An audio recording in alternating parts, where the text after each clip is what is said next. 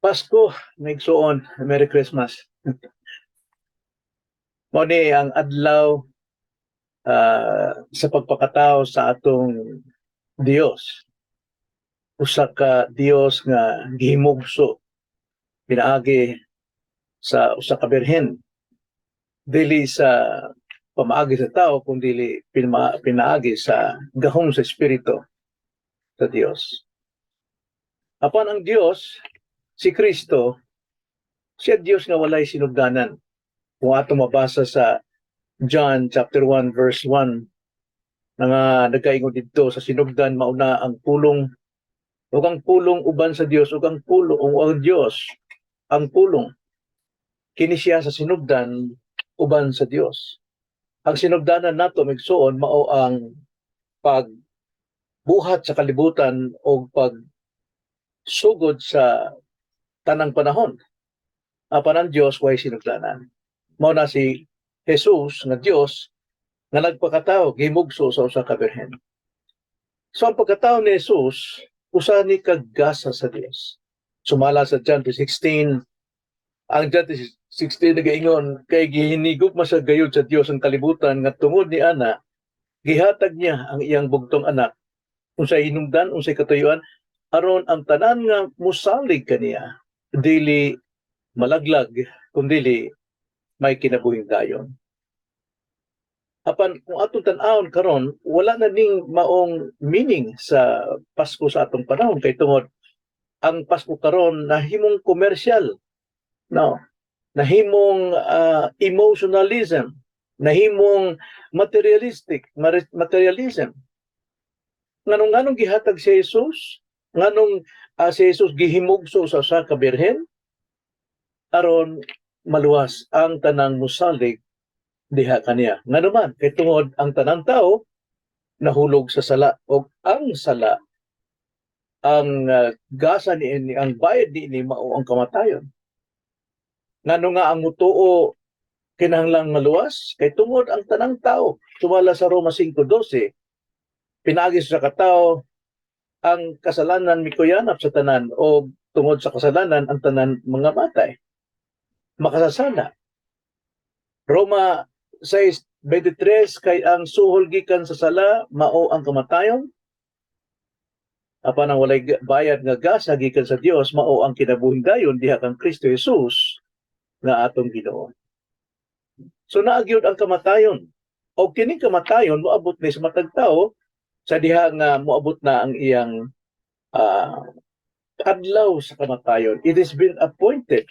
Nagaingon nga sa Hebreo 9:27 og maingon nga ang tao ginabut-an nga mamatay sa makausara. Og tapos niya na mao ang hukom. So dunay hukom ang sala. So ang Pasko maigsuon karong higayuna taknaha sama sa pag-abot ni Jesus sa kahimtang ni Bartimeo nga atong mabasa sa Marcos 10. Si Bartimeo usa ka buta, usa ka makililimos, usa ka taong nagsalig lamang sa amot o hatag tabang sa mga tao. So ang iyang paglaom naara sa mga tao. Apan mao kini kahimtang sa tanang tao nining kalibutan nganong miabot si Jesus og siya gianak nining Pasko. Atong pagbasahon ang atong balang kasulatan sa Marcos 10, versikulo 46 ngadto sa 52 aron masabtan nato ang kahimtang sa tao nganong giabtan og Pasko nini hulagway diha sa kinabuhi ni Bartimeo. Atong tan-awon na igsoon. Basahon nato. Nagaingon. Og unya miabot sila sa Jericho og sa paggikan niya sa Jericho kauban sa iyang mga tinun-an og sa usa ka dakong panon sa katawhan. Diya sa daplin sa dalan naglingkod ang usa ka makililimos nga buta nga mao si Bartimeo nga anak ni Timeo. Og sa pagkadungog niya nga kadto mao di ay si Jesus nga Nazaretnon, misugod siya sa pagsinggit nga nagaingon, Jesus, anak ni David, kaluy ako. Og siya gibadlong sa kadaghanan nga nagsugo kaniya sa paghilom apan misamot pa hinuon siya sa pagsinggit nga nagaingon, anak ni David, kaluyin taon ako. Og si Jesus mihunong og miingon, tawga siya. Og ilang gitawag ang buta og giingnan siya, sumalig ka, tindog, gitawag ka niya. Og giwakli niya ang iyang kuko og milukso og miduol siya kang Jesus. Og si Jesus miingon kaniya, unsa may gusto mong buhaton ko alang kanimo? Kaniya mitubag ang buta nga nag-ingon, magtutudlo nga makakita na unta ako. Si Jesus miingon kaniya, lumakaw ka, ang imong pagsalig nakapaayo kanimo. Og diha-diha nakakita siya og mikuyog siya kang Jesus diha sa dalan. Mao kini ang mayong balita alang kanato karong malabot nga Pasko. Magampo ta magsuon. Dalay ko na maumahan. Salamat Lord nga kami imong mga katawhan imong yung paabtan og Pasko. Hinaot pa nga dili mi magpadayon nga buta nining tinuod nga Pasko. Hinaot pa nga makita namo ang tinuod nga kahulugan nganong dunay Pasko, dunay paghimugso sa usa ka Dios nga ginganlan nga Hesus. Salamat Lord og tabangin mi nga maablihan ang among pangunaw nagpagsalabutan dining imong pulong. Mao kining among pag-ampo di lamang sa ngalan sa Ginoong Kristo. Amen. So ang tao sama sa kahintang ni Bartimeo nga buta. Mao na ang tinuod natong hulagway. Way kaugmaon, way paglaom. Buta sa tanang espirituhanong relasyon sa Dios o espirituhanong kahimuan. Wala gyud ta, patay gyud ta ni anang kahimuan sa espirituhanon. Subusa way kaluwasan. Gawa sa dakong kaluoy sa Dios o sa pagsakripisyo ni Jesus aron sa pagkabot sa taong patay sa espirituhanong relasyon sa Dios, dunay kaluwasan. So saan pagkaluwas ang tao sa iyang pagkabutas sa kamatuoran? Mao lamang pinaagi sa grasya sa Dios. So tan-aw nato ang grasya sa Dios nga nahitabo sa kinabuhi ni Bartimeo o mausab mahitabo sa atong kinabuhi o sa tanang kinabuhi sa tao. Tunay tulo ka grasyang lihok sa Dios niining panghitabo. Primero, sa grasya sa Dios, dunay katuyuan si Jesus. Sama sa katuyuan ni Jesus, ngadto kang Bartimeo, mausap ang katuyuan ni Jesus alang sa makasasala sama sa tanang tao. Tanaw nato primero ang background. Sa diha nga si Jesus gidugok sa daghang mga tao og siya nagpanudlo. Apan sa iyang pagpanudlo maigsuon, doon na siya katuyuan. Nga wala makabalo ang mga tao. Sumala sa pagkahuman niya sa pagpanudlo atong basahon sa bersikulo 1 ning Marcos 10 nagaingon og si Jesus mipahawa didto og miadto sa kayutaan sa Judea og sa tabok sa Jordan. Ngadto sa Judea, tabok pa sa Jordan. Og didto gitapukan na usab siya sa mga panon sa katawhan. Og ingon sa iyang nabatasan, iya na usab silang gipanudluan. Ang ministeryo ni Jesus maong pagpanudlo, pagsaysay sa maayong balita sa ganarian sa Dios, apan duna say katuyuan nga didto sa karaghanan mipahawa siya o miadto siya sa kayutaan sa Judea o sa tabok sa Jordan. Mao kini ang Jericho. So si Jesus miadto sa Jericho dili kay ingon nga aksidente lamang o dili paglikay sa mga tawhan, apan duna say katuyuan. Mausab ang katuyuan sa Ginoo nganong miabot siya nining kalibutan nga nagpakatao siya kay tungod duna siya tagbuon nga mga tao. Kining Jericho sa daang tugon usa ni ka lugar nga tinunglo. Tinunglo nga Jericho. O kini naglarawan usab sa kahimtang nining kalibutan nga kinilipos diha sa sala. Ang sala tinunglo maigsuon. So kini Jericho sama sa kalibutan. Og si Jesus mianhi nining kalibutan aron sa iyang katuyuan. Og niining panahona sa pag-abot sa aton Ginoo, daghang mga tao midugok kaniya. Tanang mga tao nakaila kaniya. Tingaling nagsinuwagitay sila, nagkalipay sila na miabot si Kristo kay tungod Pasko. Karon mga igsoon, kalanlaing mga suga, kalanlaing mga dekorasyon, kalanlaing mga selebrasyon na tanang kalipay sa mga tao sa adlaw sa natawhan sa atong Ginoo. Apan nagpabilin sila nga buta sa ilang pagsabot unsay katuyuan ni Jesus sa iyang pagkatao nining kalibutan.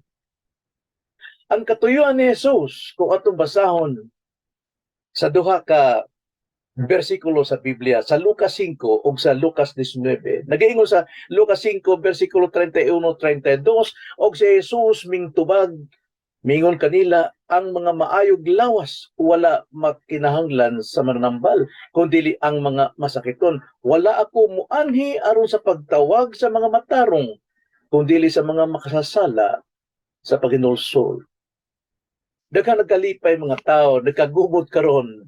Sige pinamalit og mga regalo, ngadto tag mukabtog abroad, mukabtog Japan, mukabtog Hong Kong, Singapore, alang sa pag-celebrate ning Pasko. Apan wala sila magkinahanglan kang Jesus. Nalipay lang sila sa adlaw ni Jesus. Apan wala sila kahit balo unsay katuyuan ni Jesus. Sama sa Lucas 19:10 nagaingon si Jesus, kaya ang anak sa tao mianhi sa pagpangita o pagluwas sa mga nawala.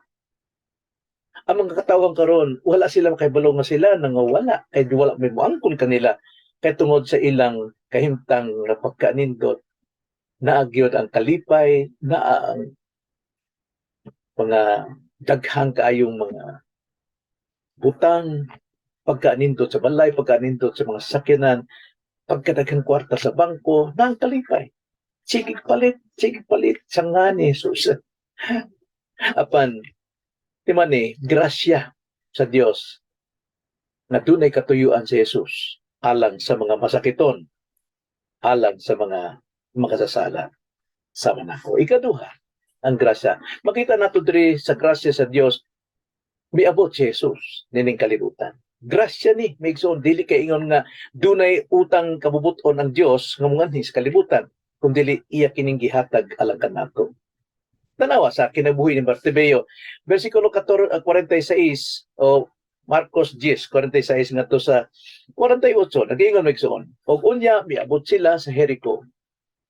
Og sa paggikan niya sa Jericho, kauban sa iyang mga tinun-an, og sa usa ka dakong panon sa katawhan, diha sa daplin sa dalan, naglingkod ang usa ka makililimos nga buta, nga mao si Bartimeo nga anak ni Timeo.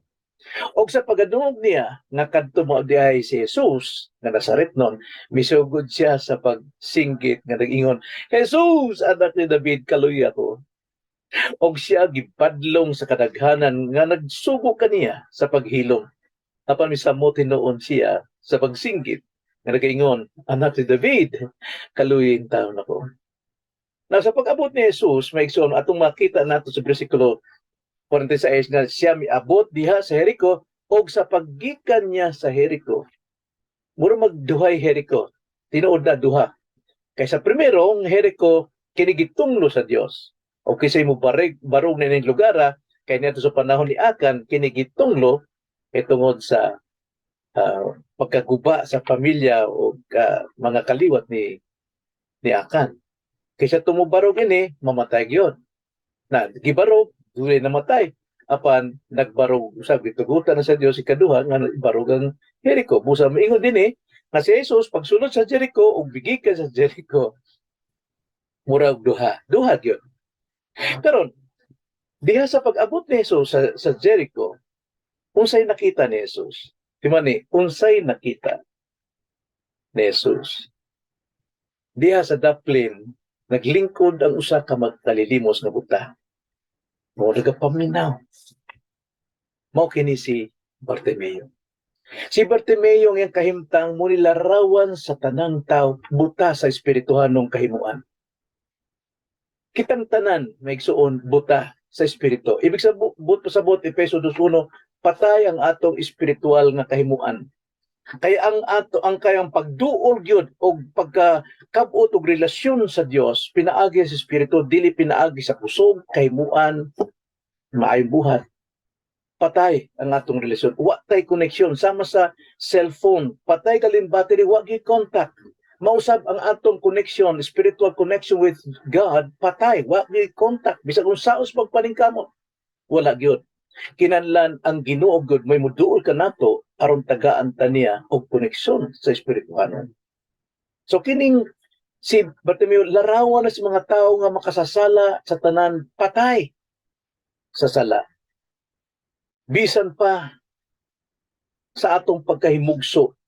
Sumala sa gingon ni David sa Salmo 51 versikulo 5 na siya gyud gitugahan tihugan sa Espiritu Santo aron isuwat kining awita nga nagaingon sa Psalm 51 verse 5. Ani karon ako nataw sa kasalanan og sa sala gipanangko na po sa akong inahan. So ang bata diha pa lang gyapon sa taguangkan sa iyang ginikanan makasasala na. Katungod binhi ni sa tao sa laki o babae nga makasasala.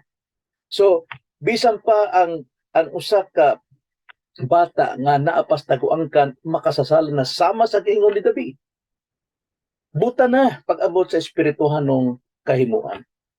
Makililimos kini si Bartimeo.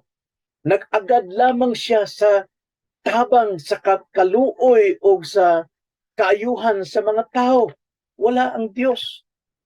Kaya tungod sumala sa Roma 3:23, nakabsan siya sa himaya sa Diyos. Kaya tungod nakasalaman.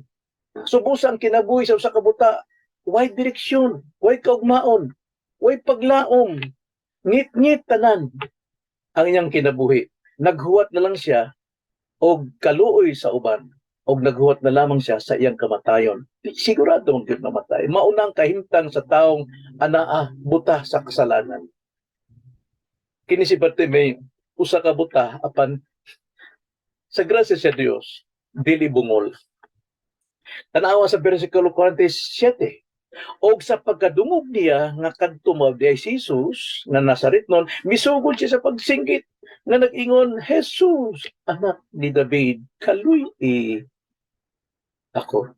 Mga igsuon, bisan tuod kita og mga buta sa espirituhanon apan dili ta bungol, makadungog lang gihapon ta. Makadungog tag pulong, makadungog tag espirituhanong mga kamatuoran. Mao kana ang grasya lang gyapon sa Dios. Nakadungog siya bahin kang Jesus. Siguro doon na siya nadunggan nga mawali, mga pagpanudlo bahin kang Jesus. Sama sa uban, sama sa daghang mga tao nga kauban ni Jesus, nakadungog sila. Kauban sila ni Jesus. Importante kayo ang makadungog bahin kang Jesus. Nga naman, ang pagtuo mukunsa diha pinaagi sa pagpaminaw bahin kang Jesus.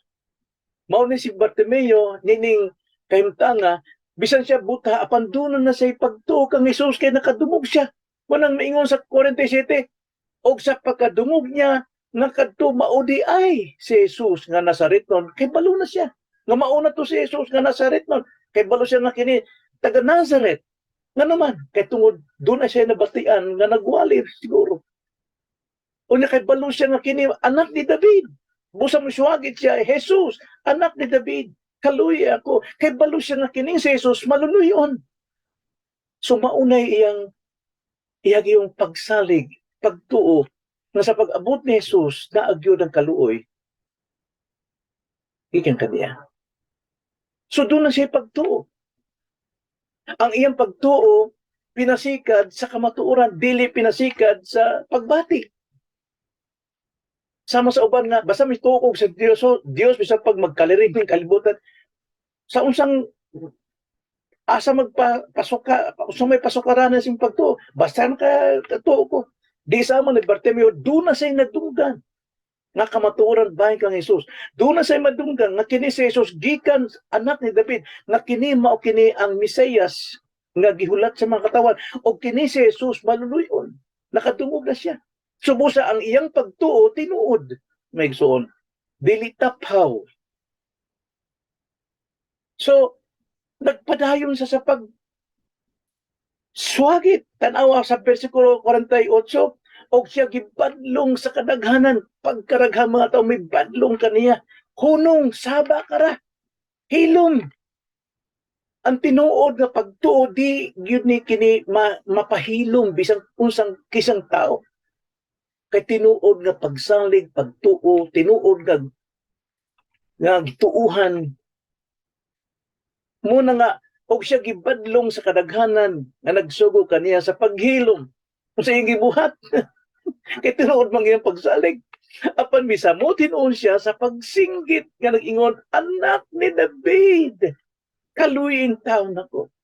Yan ang higayon na maigsoon, makita nato nga mismo si Bartimeo nagpanudlo sa tanang mga katawhan.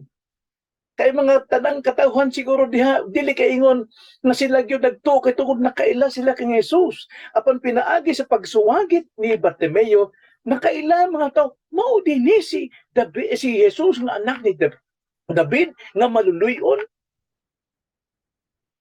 So ang usa ka tawo nga dunay tinuod nga pagtuo, pinasikad sa kamatuoran nga iyang nasabtan o iyang nadawat, mausab iyang i-confess. Mao gyud na iyang ipadayag sa mga tawhan. Dunay mibadlong kaniya sa paghilom, apan labi na hinuon siyang misinggit sa ngalan ni Jesus. Nga naman, nakaila sa kang Jesus o tinuod ang iyang pagtuo. Kay tungod grasya sa Dios ang pag-abot ni Jesus sa iyang kinabuhi. Ikatulo, Nixon. Sa grasya sa Dios, sa primero, dunay katuyuan si Jesus. Alang kanato, sa grasya sa Dios, sa ikaduha, miabot si Jesus kanato. Ikatulo, sa grasya sa Dios, giluwas siya ni Jesus. Pagkanindot, Nixon, diha na ang kaluwasan pag-abot ni Jesus. Dili ang pagkabot sa tao kang Jesus, kundi ang pagkabot ni Jesus sa mga tao makasasala. Versikulo 49 nga 52, nag-iingon nagsuon. Og si Jesus mihunong og miingon tawag siya. Og ilang gitawag ang buta og giingnan siya. Sumalig ka. Tindog. Gitawag kaniya. Og giwakli niya ang iyang kupo og milukso. Og miduol siya kang Jesus. Og si Jesus miingon kaniya, unsa may gusto mong buhaton ko alang kanimo. Kaniya mitubag ang buta nga nag-ingon, magtutudlo nga makakita unta ako. Versikulo 52, og si Jesus miingon kaniya, lumakaw ka. Ang imong pagsalig nakapaayo kanimo. Pagsalig ba may makapaayo? Dili. Ang gisaligan. Tungod sa iyong pagsalig kang Jesus, maoy nakapaayo kaniya. Og diha-diha nakakita na siya og may kuyog siya kang Jesus diha sa dalan. Mo na tinuod bunga sa tinuod nga misalig kang Jesus, mukuyog kang Jesus diha sa dalan. So nini sa grasya sa Dios, giluwas siya ni Jesus. Sa unsang pamaagi, atong tama dunay katuyuan ang Ginoo ngadto sa Jericho, og yung miabot siya sa kinabuhi ni Bartimeo, og si Bartimeo nakandungog ni ana karon unsay ibuhat ni Jesus, giluwas siya ni Jesus. Primero, sa diha nga misuwagit ito kini si Bartimeo, unsay gibuhat ni Jesus? Atong basahon, og si Jesus mihunong. Mihunong. Mihunong siya alang kang Bartimeo. Wala siya mihunong alang sa karaghanang mga tao. Nganong mihunong mo siya alang kang Bartimeo? Nga naman, kay nadungog niya ang tingog sa taong dunay pagtuo. Importante na maigsuon. Nakadungog ang Dios sa tingog sa pagtuo. Sa mga milabay nga kasaysayan, dili lang kay ingong si Jesus nakadungog sa tingog sa pagtuo, siya usab nakakita og tinuod pagtuo. Marcos 2:5, di ba? Sa diha nga gidala sa mga upat ka magkaamigo ang ilang amigong bakol. Kung sa inahitabo na ilang gituntun dito sa gikan sa atop ang iyang amigo diya atubangan si Jesucristo. Unsa may gisulti dito sa bersikulo 5? Og sa pagkakita ni Jesus sa ilang pagtuo, sa ilang pagsalig, siya miingon sa paralitiko, "Anak, ang imong mga sala gipasaylo na." Pagkadindot gud nga dunay tinuod nga pagtuo nga sa pagpaminaw bahin kang Kristo, misalig, kupot, gidawat na ang pagtuo, dili mapadlong ang pagtuo bisan pag-unsaon sultis mga tao nga nabuang ka na sa imong pagtuo, balik sa imong relihiyon, dili wala gyud makapugong. O kini nagdungog ni Ginoo sa Kristo. O nakakita usab ang Ginoo sa pagtuo. Bisan pangali si Pablo, na usa ka apostol, sadya nga siya nagawali kung siya natabo sa Acts 14:9. Nag-ingon, siya naminaw kang Pablo nga nagsulti, o si Pablo sa nagtutok kaniya, o sa nailan niya na siya may pagtuo, aron mamaayo siya. Ang mga magwawali usab makasabot, makakita kung kinsa katong nagapaminaw nga dunay pagtuo, dunay pagsalig. So, mao kana ang girespeto sa Dios ang tingog sa pagtuo sa taong dunay pagtuo. Kung sa'y nadungog ni Jesus, og nakita ni Jesus karon sa imo nining Pasko, kung sa'y iyang nadungog, kung sa'y nakita, kalipay, diya ka, inom, party, mao ba na ang pagtuo? Manang giingon sa Mateo 7:21, dili tanang nagasampit sa akong ngalan, Ginoo, Ginoo, pag-ablihan sa pultahan sa langit. Kundili kato nagasampit nga dunagyoy pagtuo. So, unsay gibuhat ni Jesus? Si Jesus mitawag kang Bartimeo. Iyang gitawag. Giun sa pagtawag ni Jesus, 49, og si Jesus mihunong og miingon. Doon na siya gisultian. Kinsa yung gisultian? Ang mga alagad. Tawagan siya. Tawagan siya. Kinsa yung gisugo ni Jesucristo aron tawgon ang usa ka butasa man ni Bartimeo, ang iyang mga disipulo. Mao kini sugo kanato mga kita mga disipulo nagaingon sa Great Commission. Bisa pa sa Mark chapter 16 verse 15, og siya miingon, si Kristo miingon sa iyang mga alagad, panglakaw kamo sa tibuok kalibutan og iwali ninyo ang maayong balita ngadto sa tibuok mga kabuhatan aron pagkatawgon kadtong mga taong dunay pagtuo.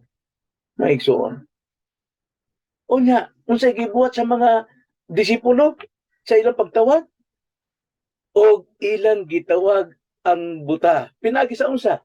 Nagiingnan, gitudluan, gisaysayan. Sumalig ka. Tindog.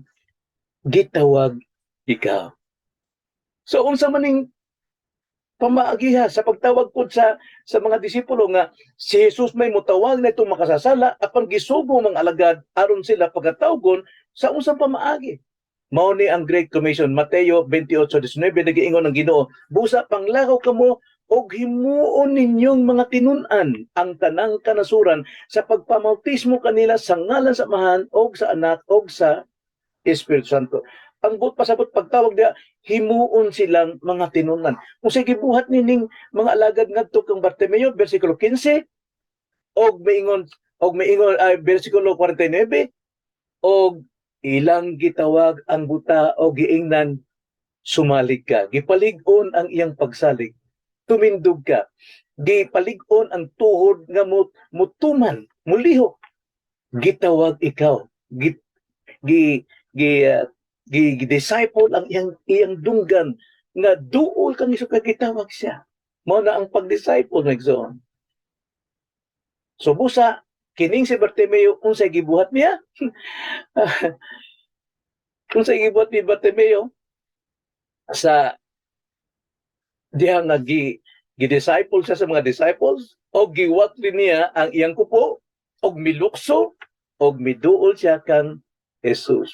Pagka nindot ngining ma-disciple na nimo no ang usa ka magtutuo imong gitudloan dili nimo pasagdan nga tutan tuol na sige biya na to pasagdan na to dili, we have to disciple them, teach them, mold them kinahanglan gyud nga ang ilang pagtuog yun magsubay gyud diha sa pagsalig kang Hesukristo.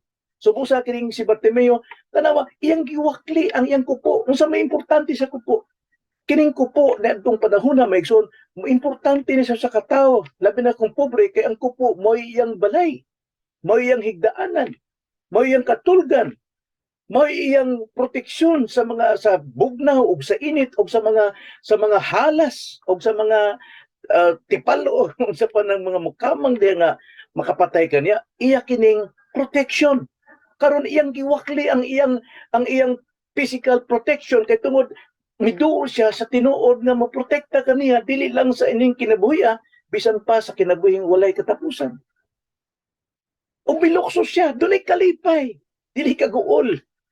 Usahay bitaw naay mga muduol kang Hesukristo nga paling hilak no kaguol nga nganong musarinti na siyang kaugalingon apan kini milukso kalipay sa pagduol kang Jesus. Og diha unsay nahitabo didto mismo sa tubangan ni Jesus sa tiilan ni Jesus nadungog ni Bartimeo ang pulong ni Jesus. Bersikulo 51 og si Jesus miingon kaniya pagkanindot gyud sa pagpaminaw ng pulong mabatian gyud nimo ang tingog ni Jesus sa imong kasing-kasing nga magsulti nga mubatlong nga musaway sa atong kinabuhi nga magtudlo magpakusog magpalig-on kanato diyas kasing-kasing pinaagi sa pagwali og si Jesus miingon kaniya unsa may gusto mong buhaton ko alang kanimo. Tanaw na tong tinuod ba gyud nga espirituhanon kining pagsalig ni Bartimeo. Dingutan na si Jesus kung sa may gusto nimo. O ikaw kintahay may pangutanon ni Jesus unsay imong gusto nimo kinabuhi. Siguro tigalig gusto nimo bagong bahay, bago nimong sakyanan, o bagong boyfriend, girlfriend. Apan dili ang tinuod pagsalig, nagsalig kang Jesus, busa nagsalig siya sa kabubuton ni Jesus. Maingon si Bartimeo, kaniya mitubag ang buta nga nag-ingon, magtutudlo nga makakita naunta ako. Hinaot pa, sukad sa akong pagkahimugso, buta na ko Ginoo. Way nahimo ang tanang doktor, way nahimo ang akong ginikanan, apan hinaot pa nga makakita na unta ako. Kanindot yun sa tubag sa mga taong tunay pagtuo, no? Kung sa'y gustong madawat ni Bartimeo, nga siya gyud makakita. Nga siya gyud mamaluwas. Hinaot pa, kini mo'y atong pangayoon sa Ginoo ang kaluwasan. So busa, kung sa'y tubag ni Jesus, gitagaan siya assurance. Versikulo 52, si Jesus maingon kaniya, lumakaw ka. Sige, imong gipangayo nga makakita ka, sige lakaw, gamita, tuuhi nga nakakita ka na, lumakaw ka. Ang imong pagsalig nakapaayo kanimo. Usahay atong klaruhon ang imong pagsalig maoy nakapaayo kanimo. Mo na maingon na uban na sa akong pagsalig naluwas ako.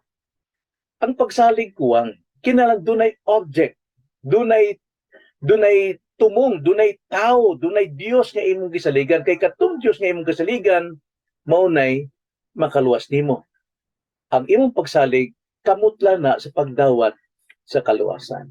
Dili ang pagsalig mo'y makaluwas kung dili ang imong gisaligan. Mao na nga sa laktod pagkasulti sa imong pagsalig naluwas ka, na maayo ka. Mao ni kahimtang karon. Itagaan si Bartimeo og assurance na sa imong pagsalig kanang imong gisaligan pagsalig niya dili ka nako mo na nakapaayon mo mo na nakaluwas nimo. Og diha nakakita na siya og mikuyog siya kang Jesus diha sa dalan.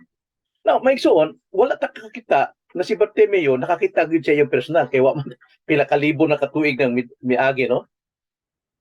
2,000 katuig na yan hitabo. Nga unsa na to pagkatuohan nga si Bartimeo gyud nakakita na. Nga wa man ta makita niya. Pinaagi sa sulat ni Marcos. Nagaingon diha og diha nakakita siya. Unsay timaan nga nakakita siya? Mikuyog siya kang Hesus diya sa dalan.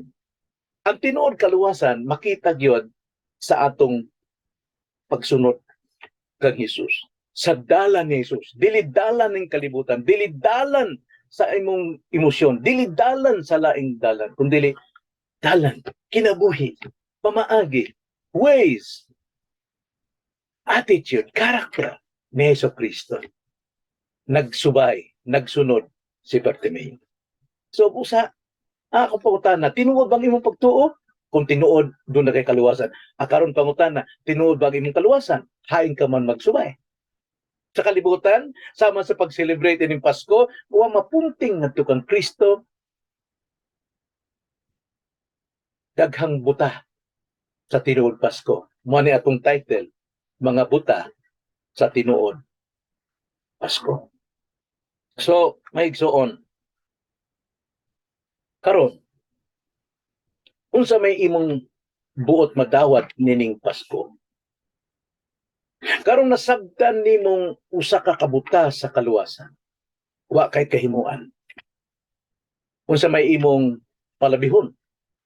Kalipay nining kalibutan, kalipay sa selebrasyon sa adlaw sa pagkaanak ni Jesus, o kalipay nga miabot na ang maluluwas, o kinsa kadtong musalig kaniya mamaluwas usa.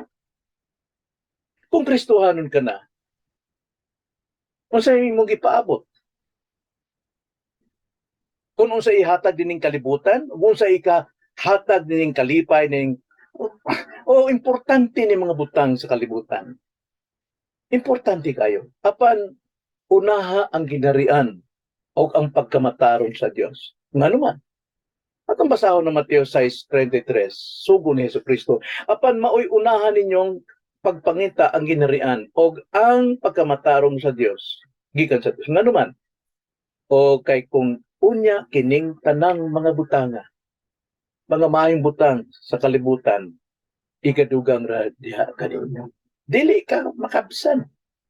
Kay tungod sa atong pagpangita sa ginarian o sa pagkamatarong sa Dios, nagyud ang pakapin sa atong mga kinahanglanon. Mas lami, mas labaw maayo nga ang atong ganansya, ang atong mga panalangin, bunga sa atong pagpangita sa ginarian, pag-ura sa ginarian o sa pagkamatarong sa Dios. So unaha ang pagpakaila sa mga hiyas sa Dios. Kinahanglan gyud maila nimo ang Dios pinaagi sa iyang mga hiyas.